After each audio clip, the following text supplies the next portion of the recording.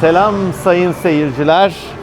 Ben ressam, araştırmacı ve ilginçlikler insanı Cevdet Mehmet Kösemen. Bu sefer Bakırköylük olduk ve inanılmaz bir yerdeyiz. Gerçekten bu semtin klasik AVM'lerinin birinin içinde spawn olduk, oyuna başladık. Ama tabii burada kalmayacağız. Dışarı çıkıp bu eski apartmanlardan oluşan mahallelerin içine dalarak yılankavi bir şekilde gezeceğiz. Lütfen kanalı takip etmeyi, beğenmeyi ve duyuruları açmayı unutmayın. O zili bir çalın. Bakalım bu ilginç günde bizi neler bekliyor.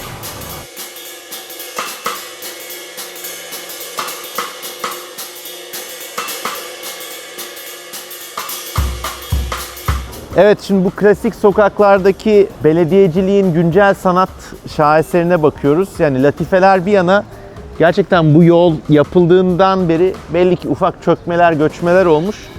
Sonra bulunan malzemelerle ya da yeni doğaçlama malzemelerle bir şekilde kapatılmış. Ya ben Türkiye'de bu detayı çok seviyorum. Gelişmiş ülkelerde bu kalmadı artık. Ama şuradan herhangi bir kareyi kes al, çerçevele as. Hani Mondrian gibi ya da işte konstrüktivist Rus ressamlar gibi hayatın gelişimiyle oluşmuş bir sanat eseri. Yani o kadar da tamam, o kadar da yüceltmeyeceğim de böyle şeyleri görmek güzel oluyor diyoruz ve bu varyasyonlu kaldırımlar üzerinden yürümeye devam ediyoruz. Burası yalnız böyle çok cıvıl cıvıl. Bu 6 adımda geçilen sokaklar, işte ticari işletmelerin evlere yakın olması filan. Yani şeyin farkındasınız değil mi? Mesela Amerika'da 15 Minute Cities diye bunu yeniden yaratmaya çalışıyorlar. 2 asır boyunca kendi elleriyle yok ettiler. Şimdi millet bunu arıyor. Bizim buradakiler de bunu beğenmiyor. Öyle işte, komşunun tavuğu komşuya kaz gelirmiş. Ben burayı seviyorum kardeş. Yani bir kez daha İstanbul'un ve Türkiye'nin sevdiğim şeylerinden biri çarşı pazar meydanında ev bitkilerinin sokakta bakılması. Sosyal mekan nerede bitiyor, kamusal mekan nerede başlıyor onu anlayamıyorsun. Belki onun öyle siyah beyaz ayrılmaması da iyi bir şey. Güzel işte, regülasyon yok, şey yok. Sırf insanların kendi estetik anlayışı var. Beğeniyorum.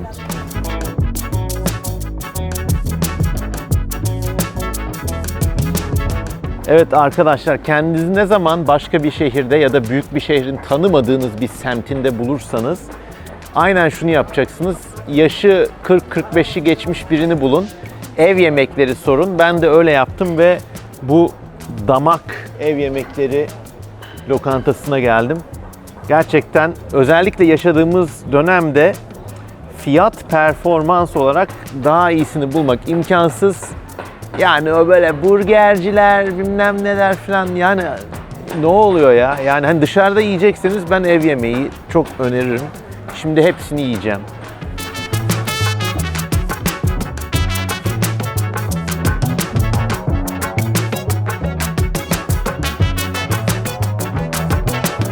Evet, şahane bir yemek yedik.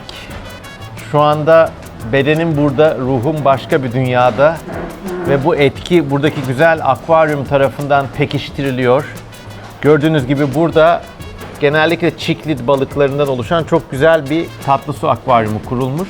Yani bir müessesede akvaryum varsa şu demektir. 2 şey anlamına gelir. 1, burayı işleten kişiler uzun süredir burada, büyük bir ihtimalle kendi mekanları.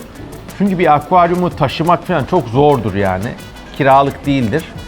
O da bize şunu gösterir. Sırf yemek yapmak işinin ötesinde de bazı şeylere özeniyorlar, değer veriyorlar. O yüzden bir yerde, hele bir lokantada akvaryum varsa bence oranın iyi olduğunun delaletlerinden birisidir diyoruz ve çiklit balıklarına bakıyoruz. Bunların genelde ana vatanı Afrika'dır. Hatta Malawi Gölü'nde bir yerde böyle bir sürü çiklit balığı farklı tür olarak aynı yerde bulunur. Bunların çoğu tabii aquakültür ama güzel hayvanlar. Oh, hayvan gibi doydum.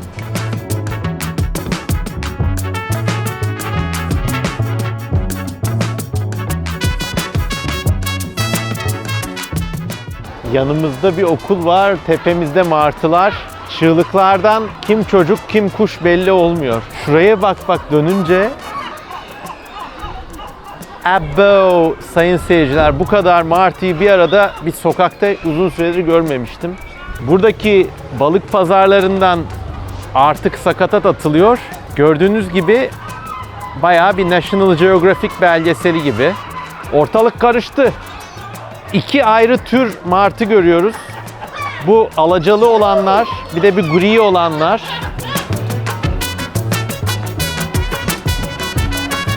Yani bunu rüyanızda görseniz bir ilginç bir olaya şey derler. Bir baksana.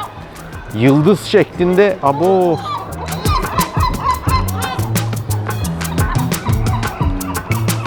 Oğlum dur.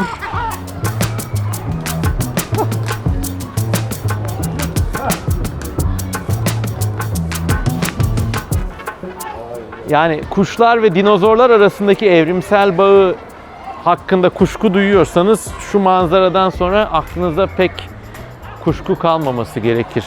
Kolay gelsin abi. O da bakıyor. Bana yapmışlar öğretmen. Gezdiriyorsunuz.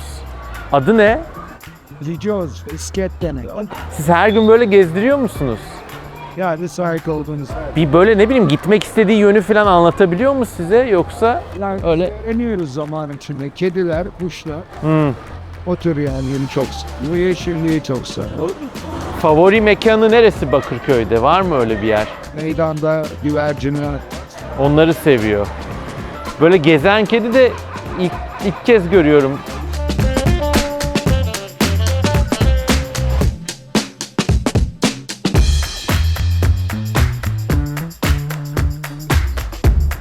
Instagram'da oğlum, Instagram'da koyacakmış adam. YouTube'a koyacağız asıl da. Evet abi. Instagram'a da çıkar bir kısmı. Abi emlak sektörü şu ara durgun abi. Faiz oranları yüksek, kimse ev almıyor. Millet parayı faize yatırıyor. Artı bir de evlenecek bir kız aranıyor. Ha. Helal sütleyen bu şey abi. Bak bu arkadaş da parti verecekmiş. Sahipleri Maya Emlak'a gelmiş. Tamamdır. Necat Mayer. Evet, Bakırköy'de taşınmak Evlenecek isteyen, emlakçı. bu güzel semtte var olmak isteyen herkesi Maya Emlak'a bekliyoruz. Abi çok memnun Ben de oldum. memnun oldum. İnşallah bereket getirir. İnşallah abi.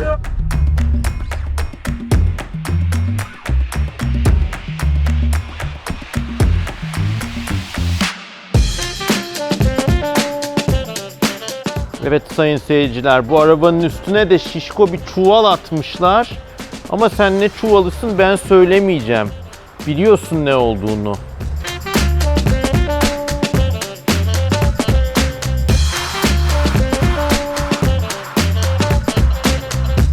Evet, burada çok eski, hatta Cumhuriyet mimarisi üslubuyla yapılmış güzel bir bina var. Şu anda biraz atıl durumda. İçine girip tabii ki keşfetmekten başka bir çaremiz kalmıyor bu durumda. Gelin beraber şu aradan ilerleyelim. Benim en sevdiğim şeylerden biridir. Gizli saklı terk edilmiş yerlere girmek. Neyse merdiven falan sağlam. Cumhuriyet mimarisi eseri bu güzel binanın içine girdik. İstanbul'da veya dünyanın neresinde olursak olayım yapmayı sevdiğim en zevkli şeylerden biri terk edilmiş metruk yapıların içine girmektir. Henüz başıma bir sıkıntı gelmedi. Belki erkek olduğum içindir.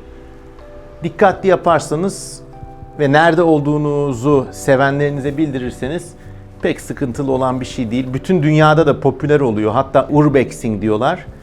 Türkiye tabii ki diğer bir sürü konuda olduğu gibi urbexing konusunda da keşfedilmemiş bir dünya dolusu kaynağa sahip.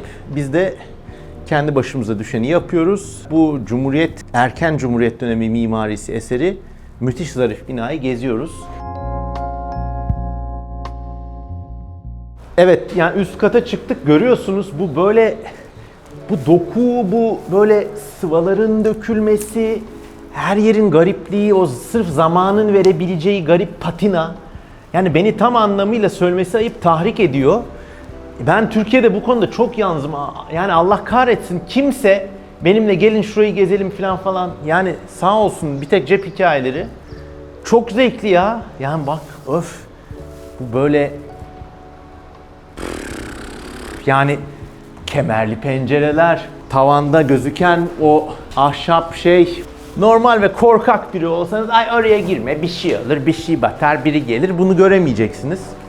Öyle yaşamanın ne anlamı var ya? Yani pısırıklık da bir yere kadar. Bu konuda gerçekten çok doluyum yani. En son burada 2013 yılında kalınmış, görüyoruz. Ve bu köşede de gördüğünüz gibi tarihi bilinmeyen bir yılda, büyük bir ihtimalle 2 yıl önce filandır, ölmüş ve doğa şartları sayesinde mumyalanmış bir kedi yavrusu var. Yazık, bayağı da yaşamış. Yavrum. Hala derisi filan. Buna mumyalanma deniyor. Yani kuru bir yerde öldüğü için bir şekilde vücut sıvıları filan, işte sinekler filan şöyle böyle bitmiş gitmiş. Derisi iskeleti hapsetmiş. Gerçekten anatomi dersi gibidir. Şimdi ben bunu eve götürmek istiyorum da nasıl yapacağız tabii ki. Yani görüyorsunuz. Şimdi ters çevirin bakın. Ters çeviriyorum. Wow. Body Worlds. Yani anatomi dersi gibi. Bak parmaklarında görüyorsun. Kedinin pençesi nasıl içeri girer dışarı çıkar onu görüyorsun. Çünkü sürekli bükük taşırlar.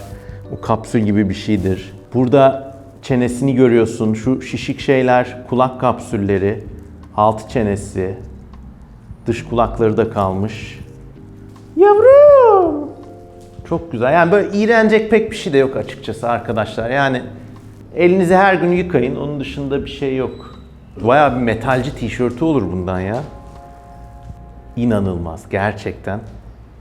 Çok çok mutluyum şu anda. Yani iyi ki buraya girmişiz be. Kim bilir kaç yıl burada ne olduysa, burası devlet dairesi miydi, ev miydi, mesken miydi, dükkan mıydı? Ama bu kedi gerçekten yani canını en azından nedensiz yere vermemiş. Gerçi çok üzülmemek gerek çünkü burada kediler yaşamaya ve doğurmaya devam ediyor. Biz de bu tatlış kediyi ne yapalım? Şöyle çerçeve baksana ya. Gerçekten. Hadi bir yerde pencere bulalım, bir çivi bulalım ona koyalım. Öyle duvarda dursun. Evet işte bu. Evet sayın seyirciler, müteveffa kedimiz en azından baş tacı edildi.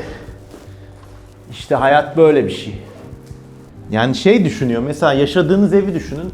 90 yıl metruk kalsa ne kalırdı acaba geriye? Metruk yerleri gezmecilik aynı zamanda insana da böyle bir yerini hatırlatıyor. Yani bir gün bizim güzel evlerimiz, AVM'lerimiz filan onlar da bu hale düşecek. İçinde kediler üreyecek, doğacak, büyüyecek, ölecek. Sonra belki yeni bir yer yapılacak. Böyle devri daim. Herkese tavsiye ederim. Sorumluluk almıyorum ama bütün metruk yerleri gezin, fotoğraflayın, arkadaşlarınızla paylaşın. Ama dikkatli olun. Ampulün üstünde 1,5 liralık bir etiket görüyoruz. Bu da artık ekonomik kent arkeolojisi mi dersin ne? Yani bir ampulün 1,5 lira olduğu son dönem herhalde 2008, 2009 falan. Güzel ev yalnız ha, yani burası temizlenip restore edilse bayağı güzel ev işte. 3 oda. Burada masan olur. Gamer rigin olur. Ne bileyim oyun oynarsın, canlı yayın yaparsın. Burada yatak odan olur şöyle 3 köşeli ferah ferah. Şurası belki mutfak olur. Orası zaten banyo.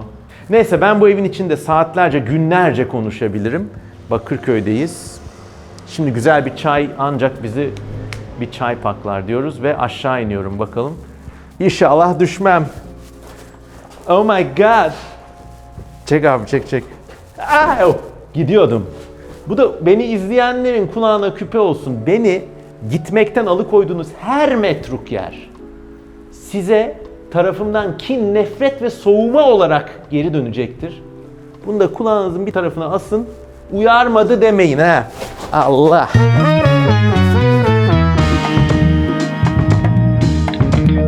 AVM'ler, restoranlar, sokak araları, kiliseler, okullar, martılar, kediler, metruk evler, yaşam, ölüm derken Bakırköy'ü çok güzel gezdik. Bakırköy ben hep İstanbul'un merkezinde ayrı küçük bir şehir gibi aslında. O yüzden kalbimde ayrı güzel bir yeri var benim. Ben büyürken hep böyle perili köşkler, orada bütün terk edilmiş binalar falan, o açıdan güzeldi. Bugün gelince nedenini biraz daha iyi gördük. Yani İstanbul'da artık merkezi sayılacak bir yerde. Eskiden uzaktı belki. Hala o mahalle dokusunu, küçük şehir yapısını koruyabilmiş bir yer. Yani ben ilk gezince tabii çok güzel gözüktü. Belki arkada sadece yaşayanların bildiği zorlukları vardır. Ama o merkezde olan koşuşturmanın olmadığı güzel bir semt. Hem bu eski belki Osmanlı dönemindeki geçmişe kadar giden güzel detayları içinde yaşatıyor. Hem de o dar sokakları böyle istediğin gibi gez, insan bütün dertlerini unutuyor. İstanbul'un merkezi bölgelerine göre çok daha sakin ve bence yani İstanbul'u tamamen tanımak için es geçilmemesi gereken bir semt. Bu yüzden buradayız. Ve şeyi de çok güzel, yani kenarda köşede hala eskiden kalma gerçekten kaliteli insani işletmeler. Bu böyle İstanbul'un bir ara dönemde oturmuş bir şehir kültürü var. Onu koruyabilmiş detaylarıyla. Bu yüzden seviyorum. Şöyle söyleyeyim, 30 yıl önce İstanbul'da büyüdüyseniz ve çocukluğunuzdan kalan bir havayı hala teneffüs etmek istiyorsanız Bakırköy'e bence yolunuz düşsün derim. Meydanın çevresindeki sokak ağını gezin. Karşınıza random çıkan yerlerde oturun, çay kahve için. Bunları istiyorsanız Bakırköy'e gelin. Zaten öyle Kadıköy, Taksim falan oralardaysanız zaten başka işiniz var demektir.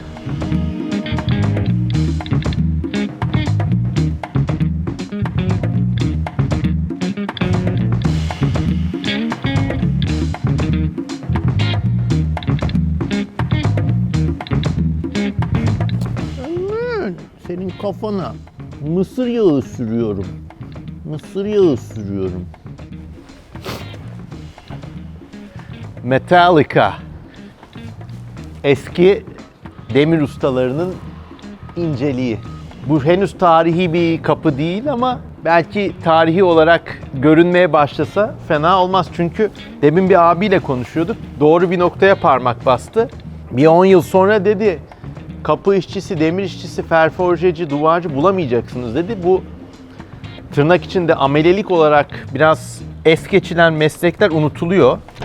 Her ne kadar mekanik ve teknik olsa da elle yapılan şeyler, ustalık isteyen şeyler. Ve gerçekten yani mesela günümüzde böyle bir kapı yaptırmak istesek belki biraz ararız.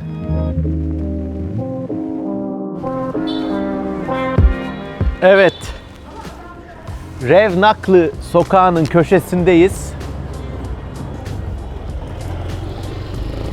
Kendi saksı bitkileriyle bir bahçeye dönüştürülmüş, balkonlara sahip bir evin önünde bu güzel sandalyeyi de koymuşlar. Ben de oturdum, soluklanıyorum.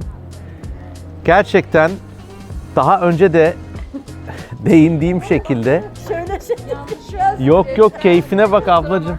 Yok, niye böyle daha güzel bile.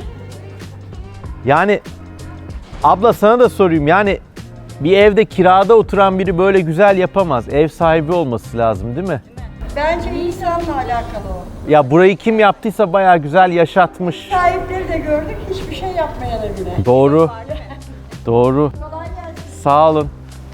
Yani biraz insan içinde biten bir şey ama benim sürekli savunduğum bir nokta, ev sahipliği artarsa böyle evlerin sayısı da artar. Günden güne kira korkusuyla, dehşetiyle yaşayan, yaşadığı evin sahibinden içten içe nefret eden bir insan yaşadığı yeri de güzelleştirmez, sahiplenmez de daha steril bir ortama dönüşür. Umarım ileride bu konudaki her şey insanların, bireylerin istediği doğrultuda gelişir. Ev sahiplerinin ya da evlere yatırım diye bakanların değil, insanların istediği şekilde gelişir diye ümit ediyorum. Evet, Bakırköy'de Revnaklı ve Küçükyalı sokaklarının kesiştiği noktadayız. Burada demin bahsettiğim şekilde Bakırköy, yani benim küçüklüğümde hep böyle bir perili evler semtiydi. Ondan son kalan kalıntıları görebiliyoruz geride. Bu apartmanların çoğu yapılmadan, yükselmeden önce Bakırköy'ün kentsel dokusu böyle küçük ahşap evler şeklindeydi. Bu köşedeki binalar bir şekilde ayakta kalmış. Aslında içlerine girmeyi çok istiyordum ama bayağı sağlam bir demir duvar örülmüş. O yüzden şansımız yok. Şu evde de yani ne kadar küçük, narin ve insani bir ölçeği var. Ona dikkatinizi çekmek isterim. İşte günümüzde bunlara tiny house diyorlar. O kadar küçük olmasına rağmen bir odada 4 adet pencere var. Tavanları yüksek. Yani çok ders alabiliriz bence böyle eski yapılardan. Apartman yaparken bile bu kaidelere uyulsa belki aynı apartman hani pragmatik olarak bile baksanız değeri daha yüksek olur ve daha yaşanılabilir bir yer olur.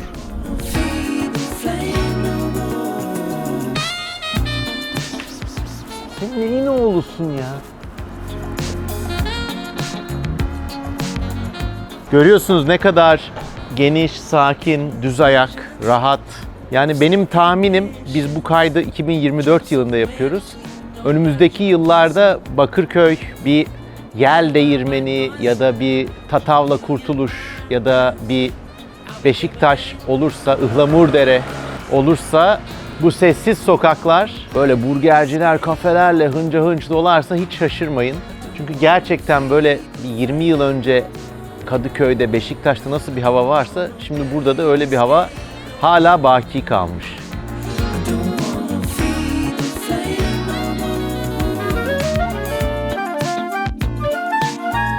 Evet, döndük dolaştık. Bakırköy'ün meydanına geri geldik. Surp Azvazazin Ermeni Kilisesi'nin köşesinden şu aradan ara sokağa dalıyoruz ve geldiğim yere geri dönüyorum. Çok güzel bir gündü. Siz de umarım keyif almışsınızdır. Sizlere tavsiyem İstanbul'a, Bakırköy'e uğramadıysanız bir gün hafta içi artık iş, okul neyse halledin. O gün çalışmayın, gitmeyin. Bir arkadaşınızla alın. Gelin buraya, gerçekten hatıralarda kalacak bir gün geçireceksiniz. Ben de güzel hatıralarla Bakırköy'e şimdilik elveda diyorum.